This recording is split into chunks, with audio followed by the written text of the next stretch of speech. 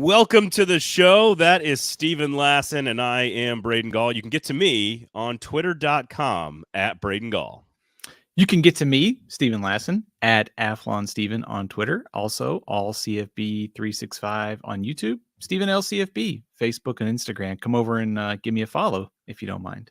There you have it. Athlon Sports magazines on newsstands very soon. So I'm going to ask you about those in just a second. But today, of course, our SEC football dream road trip and the rules. If you do not know how the dream road trip works, Stephen, you and I have been doing this for a long time. We've done it for all the other conferences, and we're going to do it with the SEC today. The rules are as follows. You have to see all 16 teams in the new SEC at least one time. You cannot see any team more than twice, and you cannot go to a stadium more than twice. Those are the rules, and we are going to cover the SEC today. Did you learn anything about the conference doing this exercise? Did you? There are two locations that I think are arguably two of the top 5 locations in all of college football, and I didn't get to go to either one of them, even though I'm seeing that team twice on the road. Sounds like we may have had a similar debate in our schedule making. Yes, I will tell you that I had a hard time figuring out where to go see Texas because they have so many potentially interesting matchups in different locations. Also, I think just trying to see some of the contenders twice. Also, interesting road trips is always an interesting angle too, because how do you get to a place like Austin? How do you get to Norman? New venues in the SEC, and also rivalry. So yeah, I did learn a lot. It was, as we've gone through the process, they're always hard to put together each year when we do the road trip, but also it is fun to kind of get together and see the locations and kind of how it fits together. I do think just in terms of scheduling for the SEC, I think Georgia's got a hard schedule this year. I don't think that's any secret. Texas, despite the things that we've talked about, I think it's a pretty favorable path for their first year in the SEC. So as always, no shortage of intrigue in this conference. So there was absolutely one football game in the SEC that I had to start with, full stop, bar none, and that dictated everything else. And I did not have any difficulty getting to Texas and Norman, Oklahoma, on this particular road trip. So we're going to have a lot of fun today, of course. But before I do any of that, please tell everybody what's going on with the magazines. We're a little bit late this year for Athlon Sports, so make sure you keep that in mind when you're going to the newsstand. But what is the latest, Stephen Lassan? People are clamoring. People want these mags in their hands. I'm going on vacation coming up around Memorial Day like most people. Can I get my magazine this year? I have some bad news if you're looking at Memorial Day. But if you're looking for after, the good news is, yes, they are happening. We have been working on these basically since December. We're coming down the home stretch over the next few weeks. The transfer portal, we've moved back the deadline to try and get more of the movement in the portal, which also impacts things like our predictions and all conference teams. So as you can imagine, there's going to be a lot of changes on deadline. But the hope is there's a little bit more finality to some of the rosters by then. So early June, I think the first week of June, you can kind of expect it to be on the newsstands. There you have it. All right. So, again, the rules on our SEC Dream Road Trip 2024, of course, you cannot see a team more than twice, any SEC team. You have to see all 16 SEC teams at least once, and you cannot visit the same stadium more than one time. I think the rules are pretty clear, so you guys know the drill. Also, the scheduling, the 8-game conference scheduling. Do you think that, by the way, it's going to change at some point? It needs to be 9 games. But obviously everything is in flux with all the changes coming to the system and the playoff and the committee and the what do teams value and how many losses can you have before you get in. So I know that the SEC is not going to force that. But I think that I'm curious if you think it was a 9-game conference schedule, if it would make this exercise easier or more difficult. It's a good question. Probably more difficult because there'd be more high profile games. There's no shortage of interesting games here on the slate, though. I mean, you go up and down. We talked about Texas. Texas and Georgia are going to play. Georgia and Alabama. You've got some a rivalry that has not been played for a few years that's coming back as well. So I think it would just be more high profile and interesting. And also it probably would fill in the gaps in some of those East and West games that are not there this year because of the new addition of Oklahoma, Texas. You get some of those in there too. Yeah, that was one of the things. It's like, man, I really wish I could find this game. And like, oh, wait a second, that one's not happening this year for the first time since 1992 when the SEC changed and switched to division. So, all right, let's get started. And how about you go first and tell us where you will be heading for week number 1 in our SEC Dream Road Trip 2024? Because of the way the schedule broke down, I had to find a place to see LSU a second time. So I'm going to Vegas. I'm going to see LSU take on USC. I think there's a lot of intrigue. It's, USC's moving to the Big Ten, but Lincoln Riley, we know, can produce high-powered offenses, even without Caleb Williams. A lot of interest in USC's rebuilt defense. Here's a good chance to see LSU's new-look offense under Garrett Nussmeier against a questionable USC defense. So, can't complain about the helmets and the uniforms in this one. It's classic uniform, LSU, USC, Las Vegas. No, I find that matchup to be fascinating because I don't think we know exactly what USC is going to be in the Big Ten. They are a premier institution. They're going to be a premier job if and when they get it right. I assume that's going to be under Lincoln Riley. And if that happens, they are one of the only teams in the Big Ten that I would say is capable of competing with Ohio State's dominance.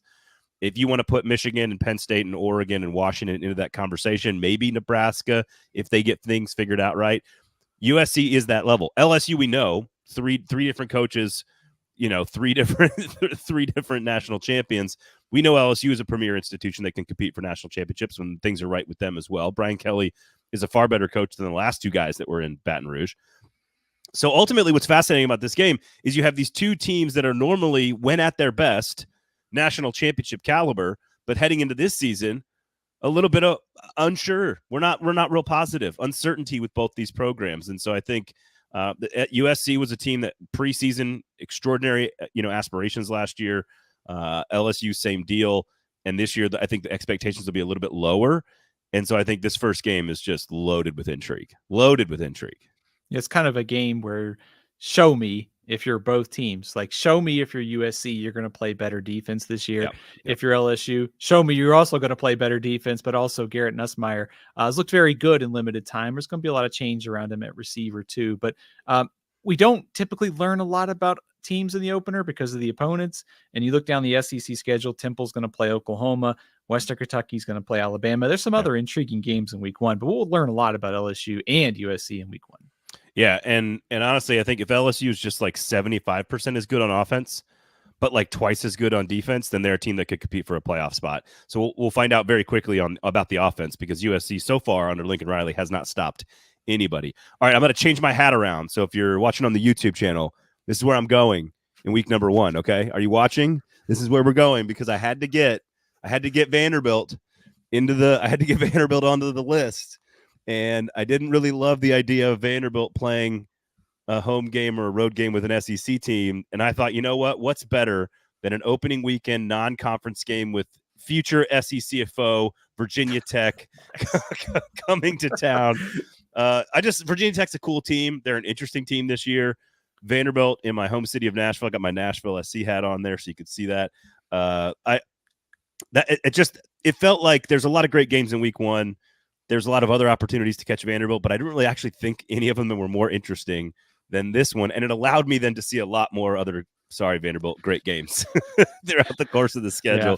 So I'm not leaving town in week 1. I'm staying at home, and Virginia Tech at Vanderbilt week number 1. That is my game. What's your reaction? No, it's actually a good call because of the way the schedule broke down for me, I'm seeing Vanderbilt 2 times, and really it's just to get to those locations 2 times to see the Commodores. I will tell you, be fired from doing this exercise. Yeah. That's the battle you fight when you try to get to so many high profile and there's so many great venues in the SEC. I really wanted to get to see Notre Dame and play Texas A&M, but hint, there's a game later on this season. I want to go to College Station, so I couldn't go there. Georgia Clemson in Atlanta. There's other opportunities to see Georgia. I'm not really sure how close that game's going to be. And also Miami at Florida, a ton of intrigue there for me, at least, in Gainesville. Very kind of a same thing, LSU and USC, sort of a show me game in the first week of the season. No, I love that first game, the old Brock Berlin Bowl. I think it's great. There's got to be more than just one guy who played for Miami and Florida.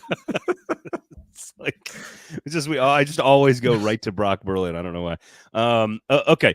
Where are you headed to in week number 2? Look, things got real weird for me real fast in this exercise. So where are you going week 2? I am going to the Sunglasses Bowl in Lexington. South Carolina at Kentucky. Nice little rivalry going on between Mark Stoops and Shane Beamer. It's kind of a swing game in the SEC.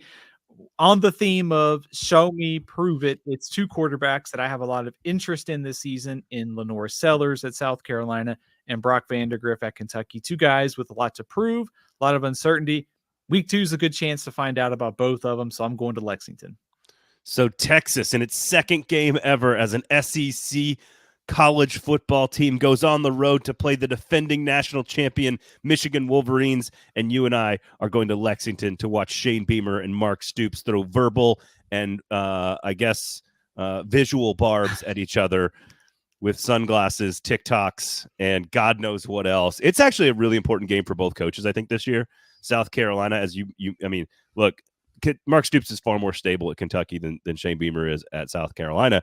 But I think they're both pretty stable. Ultimately, there are some big sort of career-defining conversations to be had about these 2 coaching staffs right now.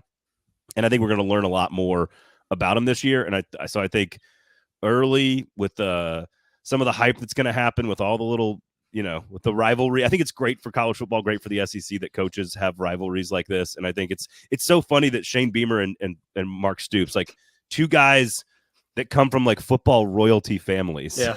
Just like argue, like it's so strange. It's like the Hatfields and the McCoys or something. It's very strange. 2 coaches from, like you said, football families and getting worked up over sunglasses, like the things that the pettiness of college football going to a high level.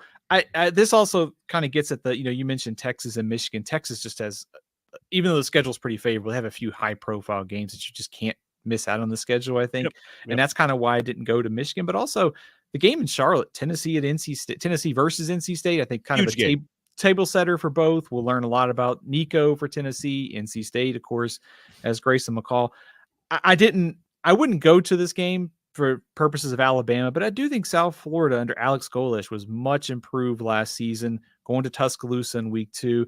I don't really think Alabama's under any threat, but I do think it's kind of an interesting G5 Power 5 matchup in week 2. Alabama only struggles with the Bulls in Tampa. They don't struggle with them in Tuscaloosa. No, that was the Jalen Milroe inexplicably benched for God knows what reason by Nick Saban and company. Tommy Reese down there in Tuscaloosa. No, I'm not going there, but I will be in Lexington early in the summertime. Some bourbon, a couple of nice restaurants downtown. I'm good with Lexington. Okay, week number 3. Where are you headed, Steven? Going to Gainesville. It's kind of a early September swing game in the SEC. Texas A&M gets Notre Dame in week 1. Miami plays Florida in week 1. So we're going to learn a lot about both of these teams in the month of September. For Mike Elko, a chance to go on the road and get a huge victory. But also, I think if you're Florida and Billy Napier, this is a game you've got to get. When you look at the schedule in the second half of the season, Miami and Texas A&M are coming to your place. And if you want to get to 6-7 wins, I think you got to get them here. So Texas A&M and Florida, I think a lot of intrigue for me. And that's why I'm going there in week 3. One of the most memorable pandemic games of the 2020 season, regular season, was Texas A&M Florida. Just super dramatic. Wasn't that when Texas A&M had 75,000 people in the crowd? Yeah. And they were supposed to have 10,000. Yeah. But that was a great game. That was Kellen Mond and Kyle Trask, I believe. Am I wrong about that? That's right. It was just a fantastic showdown. Ultimately, it's probably the reason Texas A&M finished 5th that year in the standings and almost made the playoff, was that win over Florida, because I think Florida's pretty good that year. Okay, I am actually surprised at my own work. All right.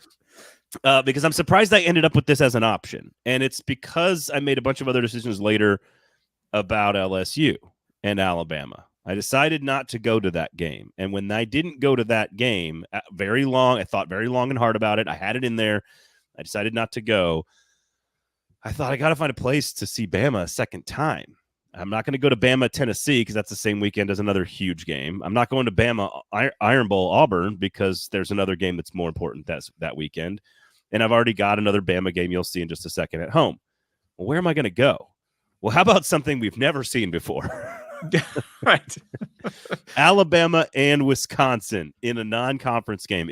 That's Camp Randall, correct? Yes, it is. So unlike your LSU USC in a stale, corporate, hollow, soulless NFL stadium in Vegas, I am going to one of the premier towns outside of the SEC, one of the great cities in the history of the universe, a city that I was born in, that my father was born in, that my grandfather was born in. Madison, Wisconsin, State Street brought haze wafting across, and maybe, just maybe, Mike Vrabel comes out of nowhere.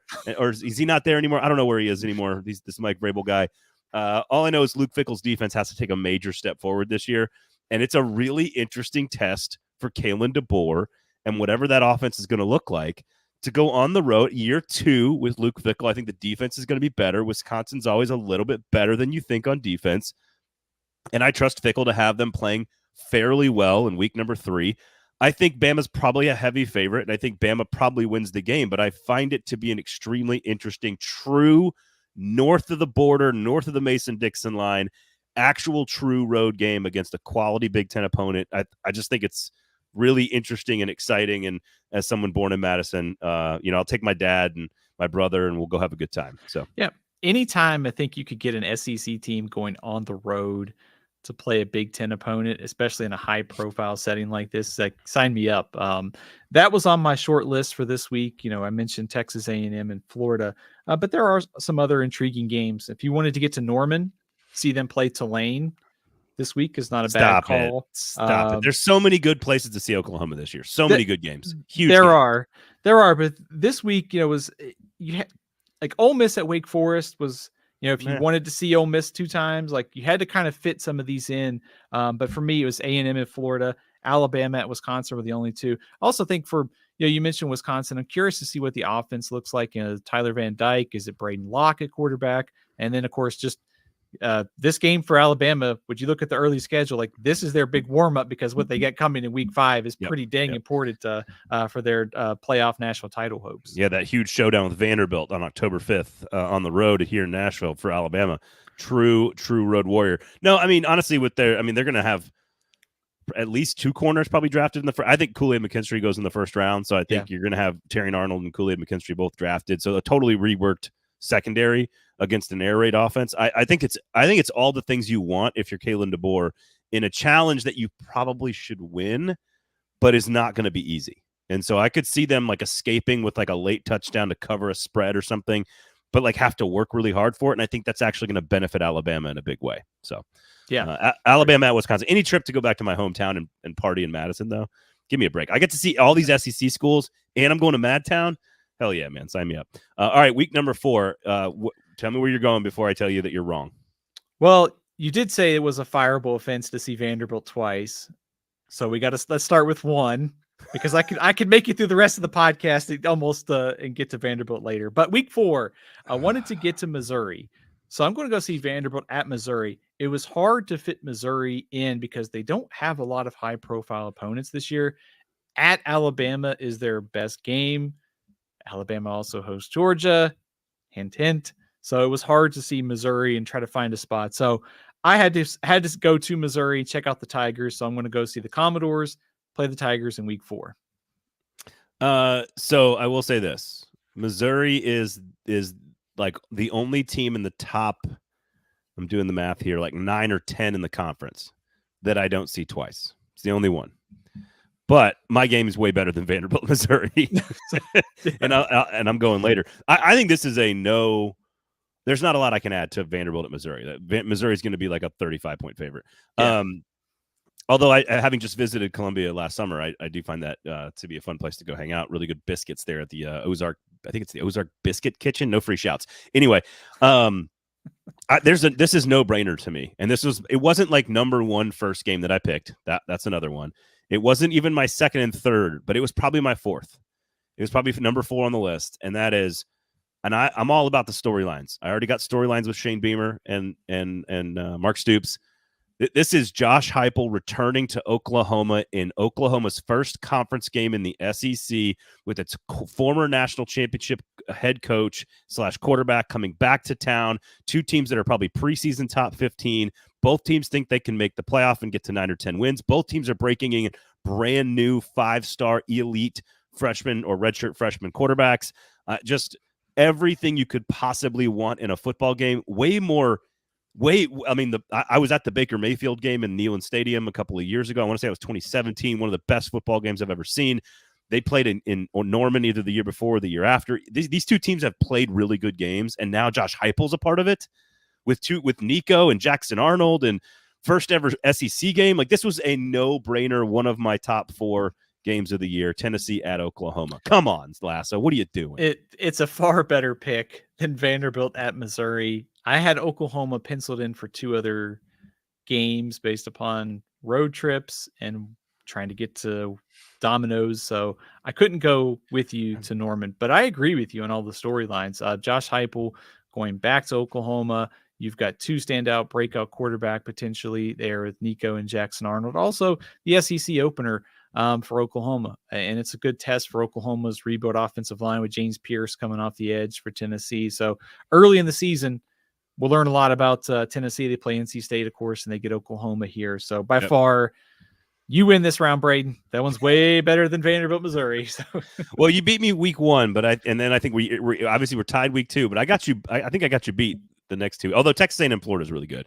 And by the way, if you want to watch this entire thing on YouTube, you can. 440 Sports. That's 440 Sports. That's my company. You can watch it over there as well if you care about that. So if you want to shoot us, by the way, your dream road trip in the SEC, feel free at Athlon Steven, at Braden Gall on Twitter.com if you want to go that way. So, okay. All right. I'm going to Oklahoma. Now, I assume we're in the same place in week 5. Georgia at Alabama. It was one of the, I think, 3 games that was a no-brainer selection for me. Just the storylines here. Obviously, 2 top 10 teams. I mean, Georgia will probably be number 1 going into the showdown. You have the rematch of the SEC championship game, but also it is Kalen DeBoer's SEC opener at home against Georgia, and of course, it's a potential Heisman type showcase game for Carson Beck and Jalen Milroe. So it just looks like a clash of college football titans in Tuscaloosa in week 5. Easy pick for me. Easy pick as well for me. It was my number 3 game. It was the 3rd game that I absolutely locked in. Tennessee Oklahoma was number 4.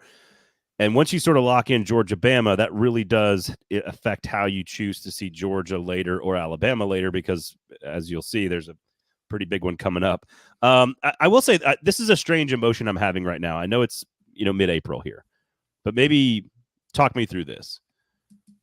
Without Saban, and because I think Georgia is so clearly the best team in the country and in the SEC, it does feel like this game is lost a little because of the playoff expansion. And I know I've spent the last 10 years saying, playoff expansion is only going to add value to the regular season. I've come around on this, but I can't, for some reason, and I'm being stupid because I know that by the time this game rolls around, they're probably both going to be sitting there at 4-0, and we're going to be like, oh my God, this is the game of the century of the year or whatever. But it does feel a little different. Like if you lose a close one on the road to Bama, like you still could get to the SEC championship game, you still get into the playoff potentially.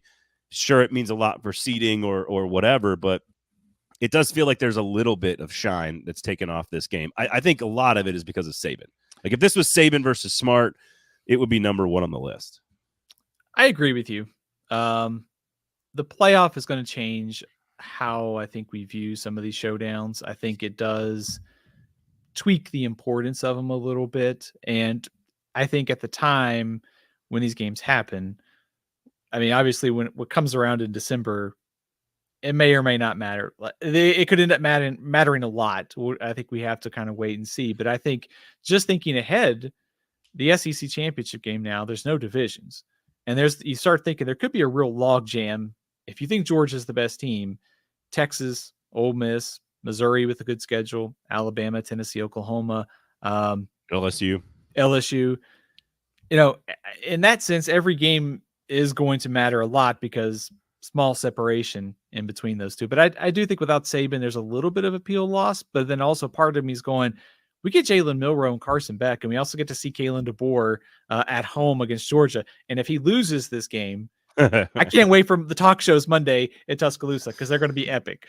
Yeah, they will. I mean, look, this is all talk in my head because I think some of the new stuff and frankly the old new stuff that's come around in this conference is so appealing and so attractive that it's almost like, oh, Georgia, Bama, we've seen that like 5 times in the last 6 years.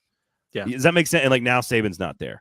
So it does not remove the value of the game because to your point, if undefeated gets the first seed and one loss gets the second seed, does that mean that the third seed automatically gets into the playoff but is ranked below?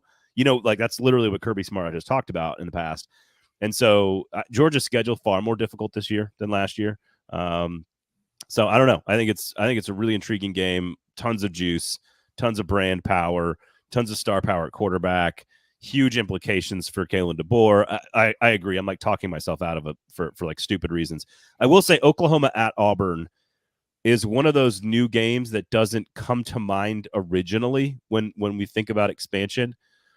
And all of a sudden, Oklahoma and Auburn on the Plains, which is that same weekend, which was never really considered for me because of Georgia Bama. That game is, I think, an example of the games that we just don't really think about when we think of all these things changing. Florida and Texas, for example, is one that you don't really think about, but it's just going to be awesome. And I think there's these games in the Big Ten as in the Big 12 as well, but just Auburn hosting Oklahoma is just so. It's like, how has that not happened before? Yeah, I think that much like we talked about with some of these games, there is sort of the prove it kind of showcase opportunity here for both teams. For Oklahoma to go on the road and get welcome to the SEC with the trip to Auburn. That's going to be an interesting experience, I think, for the Sooners. And then I think on the other side, Auburn has some high profile games coming up. Of course, they get Georgia in week 6 coming up. And then also they play Alabama. Schedule early for Auburn's pretty favorable because they get a ton of games at home. So they have a chance to sort of make some noise early in the season. A game against Oklahoma kind of gives us a good idea to how far they've developed since last season. Winner gets the 2004 BCS National Championship trophy. How about that? There you go. That's not quite Brock. It's not quite Brock Berlin good, but let's settle it on the field. Jason Campbell versus who won the Heisman Trophy for Oklahoma that year? Why am I drawing a total blank? Jason White. The Battle of the Jasons. It's the Jason Bowl. 2004. So what you're saying is at halftime we could get all the legends together, SEC legend Jason White, and get to play like a flag football game or something, right? Look, I know Dusty Dvorak. I could get him on. I'll just get Dusty Dvorak to come on and run some routes for Jason White. That's just a really good game. Not on my list, but really great game. All right, where are you headed to? This next week was really tough for me. So I wanted to get to Arkansas. I've always been intrigued by the home stadium of Arkansas, Fayetteville, great fan base for Arkansas. So I'm going to see Tennessee play the Razorbacks in week 6. This is kind of where you slot in Tennessee. Also had to get a chance to see Arkansas. Maybe catching Arkansas early in the season is probably a good idea considering some of the questions that this team has and Sam Pittman being on the hot seat. So week 6, going to see Nico in Tennessee on the road against Arkansas and a kind of quarterback on the rise, too, for Arkansas and Boise State transfer Taylon Green after a pretty impressive spring showing. A lot of optimism there in Fayetteville. You know who absolutely will be in attendance now that he's in the media? Old Clint Sterner. He's going to be there. Yeah, that's right. Clint Sterner with the fumble. The fumble play, of course, in 98, Tennessee at Arkansas. They've also, I think they had didn't they have a crazy long overtime game with Casey Clausen or something as well? It's just it's like a really good game that it doesn't play enough because of the divisions. I had Tennessee at Oklahoma. I wanted to see Neyland, so I got them later, but that's a really good one. This is one of those where I sort of had to settle for something. And I think in this conference, this is one of the few moments where I think it's fair to compare the SEC to other conferences. If South Carolina is, let's say, the 12th best team in the conference this year, give or take, right?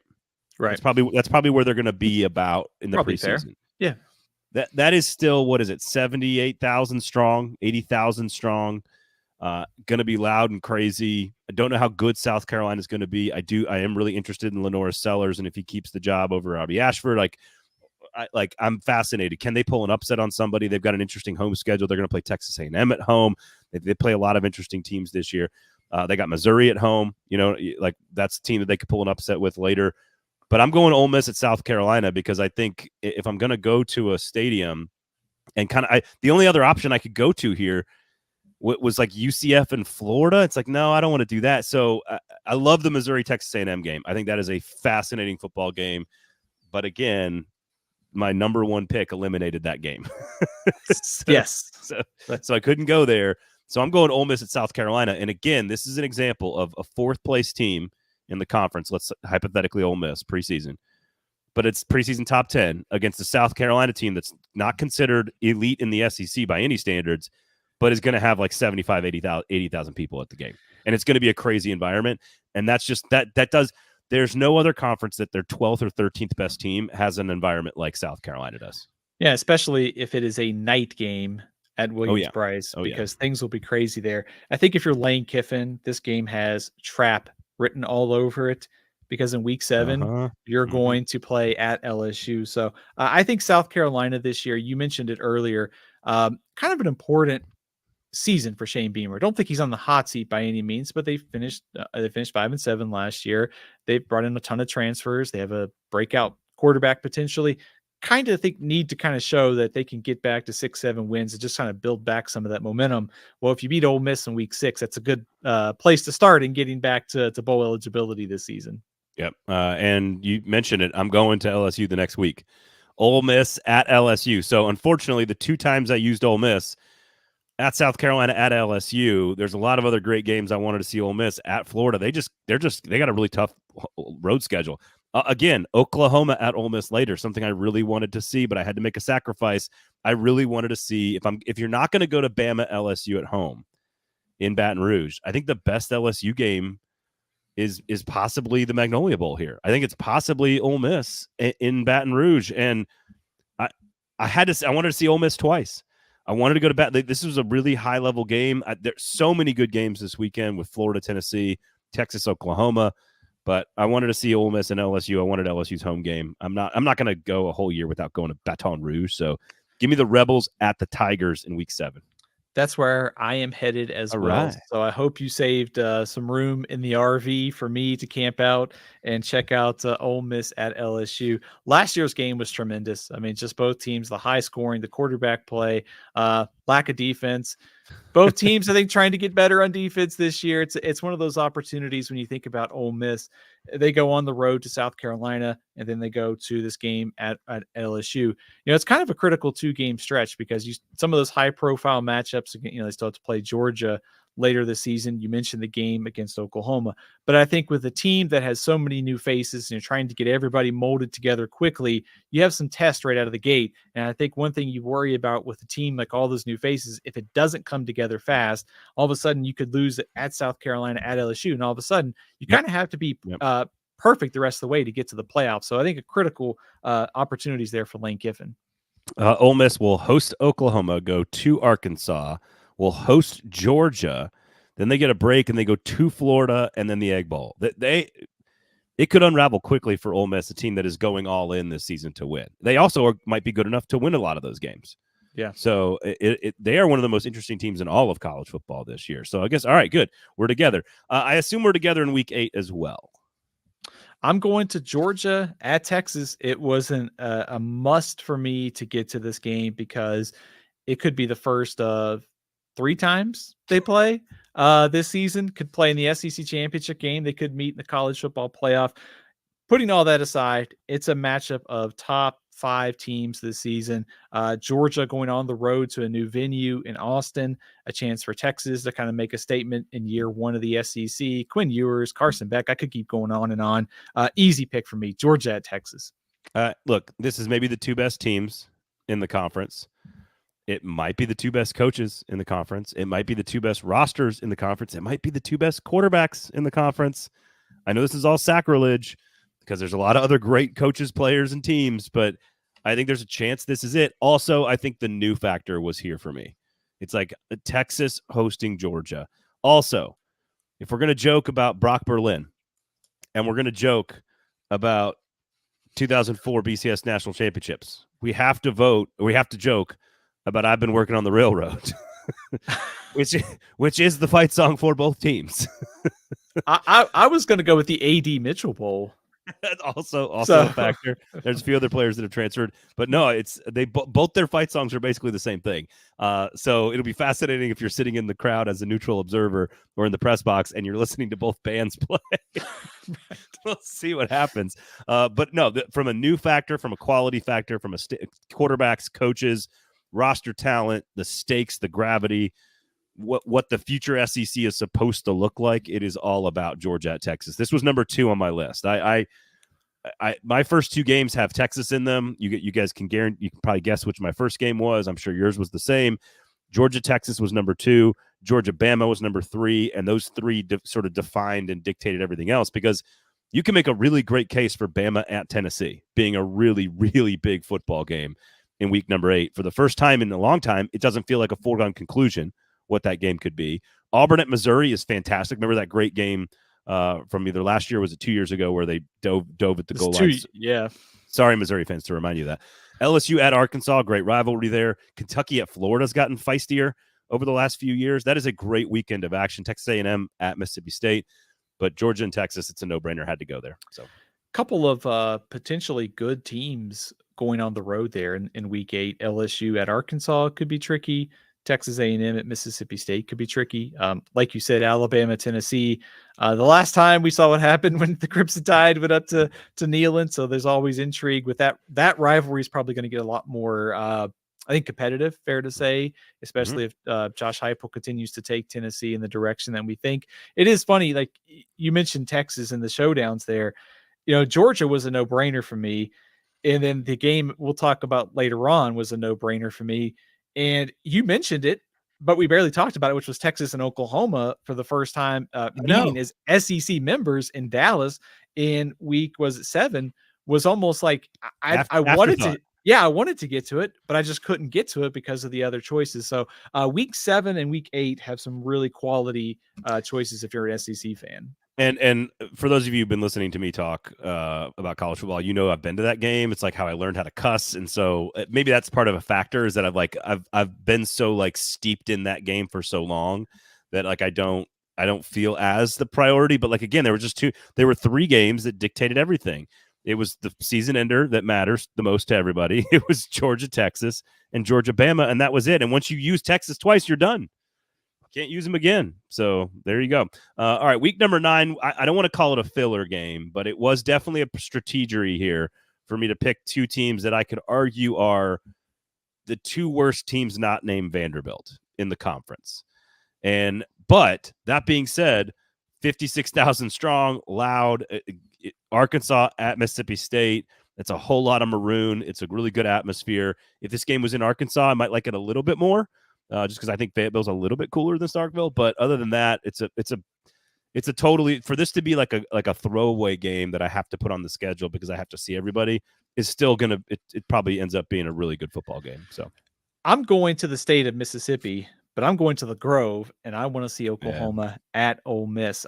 My thoughts are with you in hoping that this year's Arkansas Mississippi State game is better than that 7-3 barn burner that we saw in Fayetteville last year. So if I text you and I know I don't get a response, you probably fell asleep. Let's hope the game is far better this year. But I think Starkville's a kind of a great place just to get to, just because you get to like you said, the fan support first year under Jeff Lebby, a chance for kind of a new direction. There's a lot of enthusiasm for it. So I suspect that it'll be a good atmosphere. But getting to see Ole Miss at home, the Grove, Oklahoma, I know.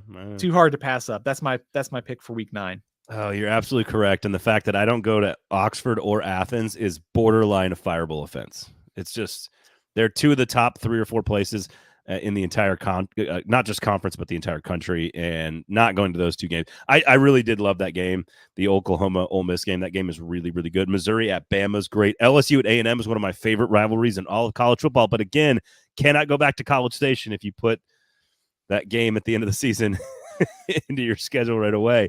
That game really throws a whole lot of stuff up in the air. But Auburn, Kentucky is really interesting. You know, throw out the records when historic SEC rivals Texas and Vanderbilt get together. So a lot of good stuff. You mentioned Georgia's home schedule, though. It's not. They're obviously they get Auburn, they get Tennessee, but outside of that, it's UMass, Georgia Tech, Yeah. Mississippi State, and Tennessee Tech. There's not a lot of, based upon where the dominoes fall, their two toughest games are on the road. It's hard to get to Athens this year, I think. I would say their 3 toughest games possibly are on the road. The Tennessee Yes. game.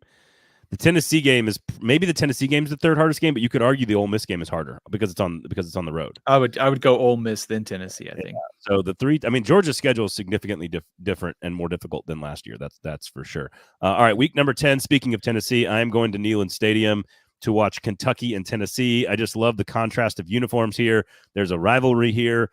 There's all like even when Kentucky's been very good and Tennessee's had a terrible coach, they've still been able to win that game. You've got the Florida-Georgia game here. I get it, but I needed to get to Neyland Stadium. This one and the Ole Miss-South Carolina game back in week 6 were like my last 2 weeks that I picked, and so I kind of had to pick somebody that fit the exercise. But going to Neyland Stadium to watch Kentucky-Tennessee, that rivalry, maybe we can bring that beer barrel back out. That sounds good to me. So I'm going to Neyland. Yeah, week 10 was tough for me, and you're probably going to fire me on the spot right now because go to the Plains. I'm going to go. I wanted to go to Auburn. The only way I could make it work was seeing a game versus Vanderbilt. So I'm not anticipating a great game, but it's a chance to go to Auburn.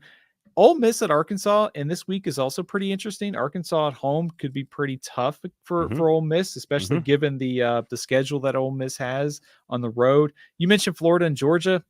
Hasn't really been close the last couple of years. I don't know that it's going to be.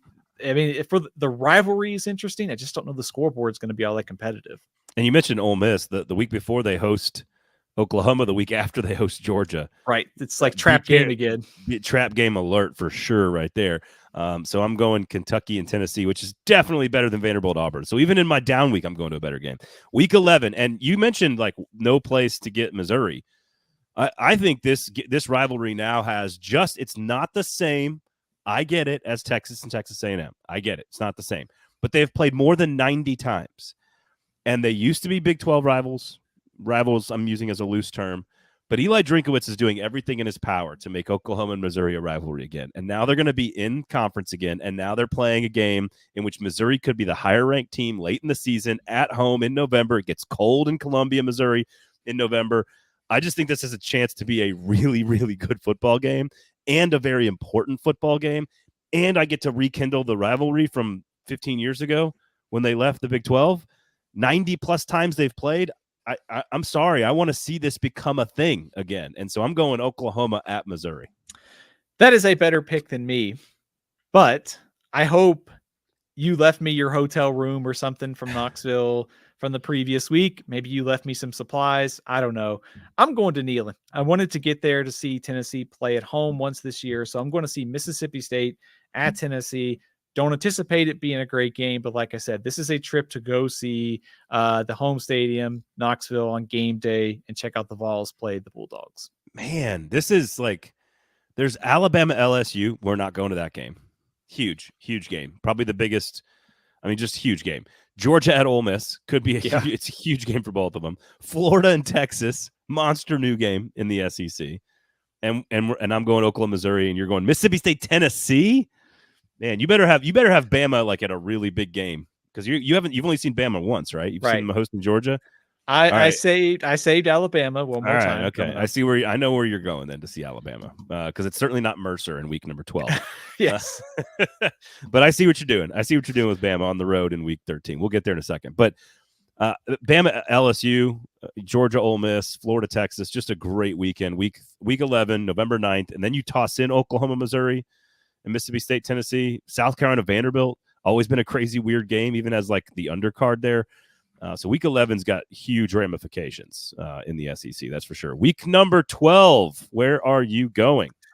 Wanted to see Missouri a second time, and I am following a theme that you did earlier. I keep beating you. I keep having better games than you every week. I like this. You do. I'm jealous of your schedule. I'm going to Columbia, South Carolina, because I want to see the Battle of Columbia here between Missouri and South Carolina. Like I said, I wanted to get to see Missouri a second time. This is a chance to do so on the road and also get to Williams-Brice. I'm hoping it's a night game.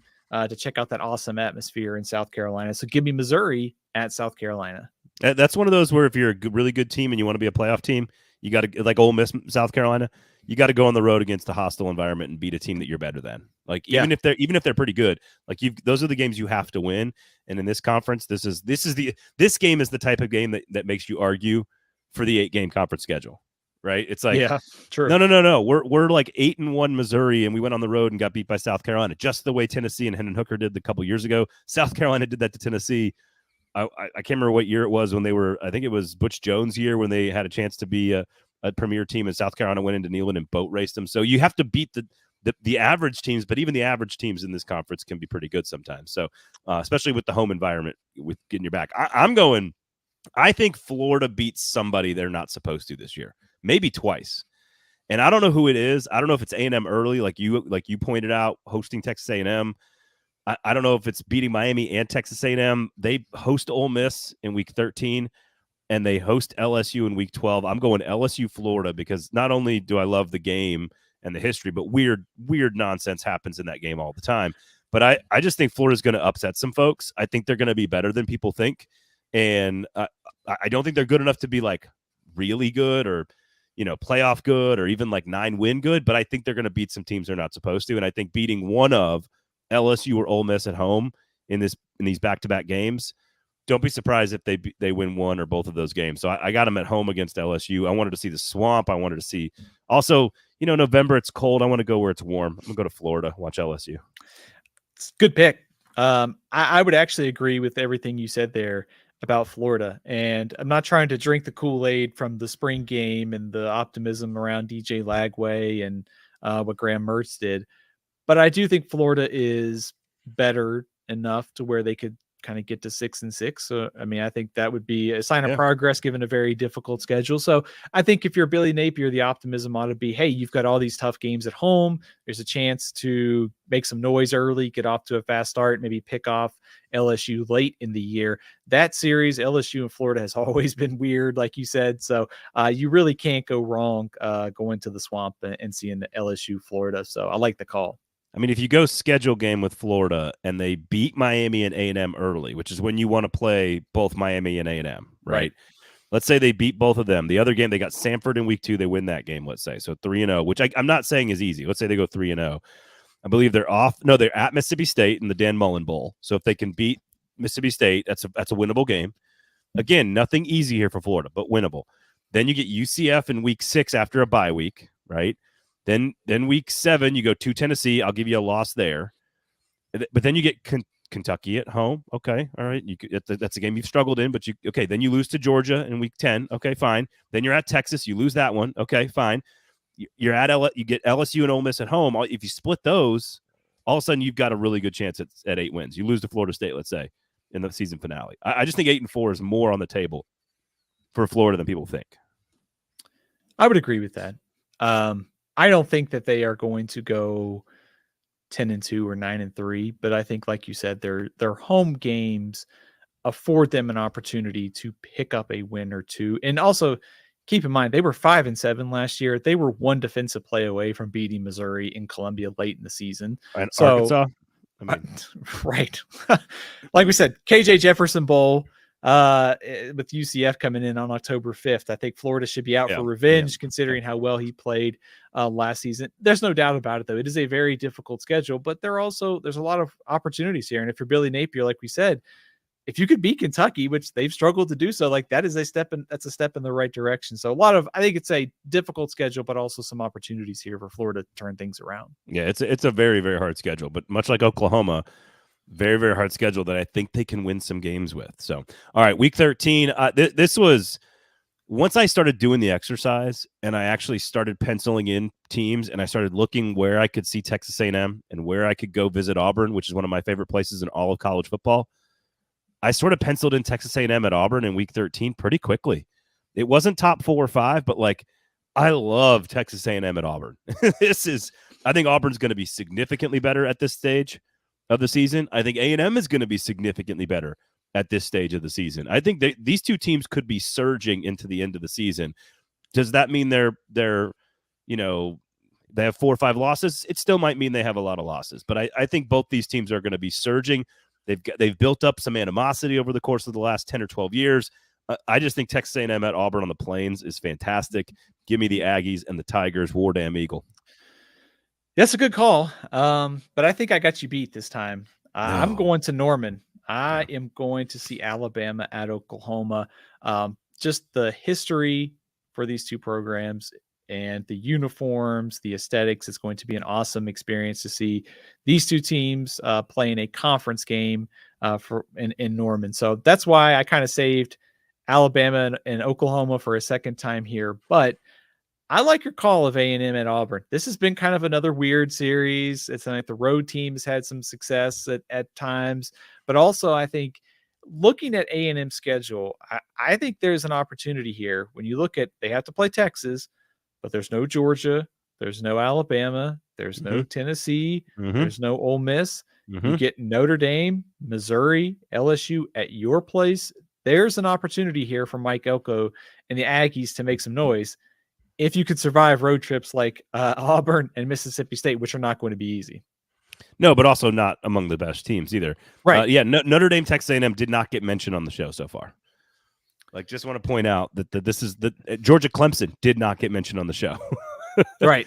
That's how many big games there are this year in the SEC. Because again, if you start with Texas and Texas A&M, which every human should, that was the first one I put down on paper. It does dictate a whole lot of things after that. Texas, Georgia then falls into place, and then Georgia, Bama falls into place, and then after that, you're off and running. Ole Miss, Florida is great. Sneaky upset alert. Maybe Texas at home against Kentucky. I don't know. Maybe not. Otherwise, Missouri at Mississippi State's interesting, but Vandy, LSU, UTEP, Tennessee, Louisiana Tech, Arkansas, UMass, Georgia, Wofford. The November SEC thing is happening over 2 weeks. So they've actually scheduled half them 1 week and half them the other week. And that means half the schedule is actually really good games. So the week before in week 12 and 13, you get, Mercer, Alabama, UL Monroe, Auburn, New Mexico State, although don't schedule New Mexico State at home. If you're an SEC team in November, Auburn will found out all about that last year. So it's interesting that they've split it up and there's two really good sets of games on those 2 weekends. And then and then you kind of like switch, right? You play a tough one and then you play an easy one. And that brings us to the end. And Bama, Oklahoma, that's great. That's the Jalen Hurts Bowl. That's Bob Stoops will probably be there taunting. Can we have Bob Stoops and Nick Saban on the set on the sideline just taunting each other? Honorary coaches, right? I love it. And then, of course, there is no way to start this exercise. If you can only go to each stadium one time, there is no place in college football in any conference between any two teams in any game. This is not Ohio State, Michigan. It's not Oregon, Washington. It's not Texas, Oklahoma. It's not the Egg Bowl. It's not, you name it. There is not a game in college football, including the Iron Bowl, including Oklahoma, LSU in the season finale is great.